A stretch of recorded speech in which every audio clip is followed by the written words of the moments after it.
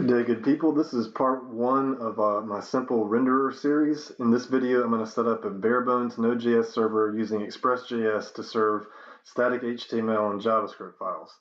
All right, so let's get started. Bring this up a little bit. So the first thing you want to do is say, go to my projects directory, make a directory called simple renderer.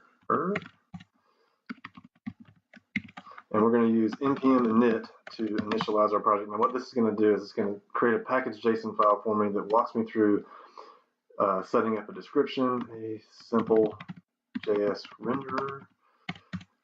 Entry point is going to be server.js.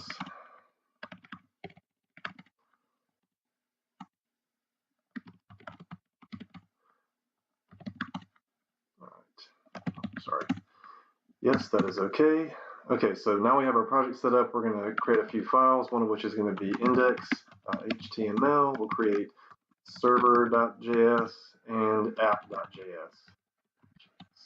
All right, so the command to open up Visual Studio Code is code dot. This is going to open up this project in our Visual Studio Code editor. So we can see we have these three files here, our server.js where our simple server will live, index.html, and app.js for our client-side app.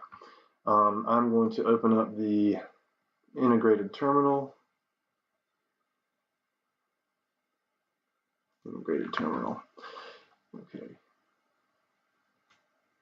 All right, so the first thing we want to do is npm install -- save express. This is going to install express.js.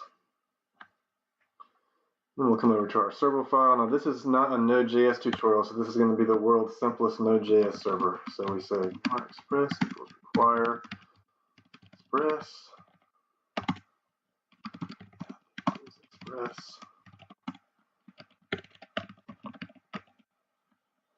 express.static, and we're just going to go ahead and make the root the static directory so we can serve HTML and JavaScript files. We'll say var server equals app.listen on port 8080, and on listen we'll just log a message to the console.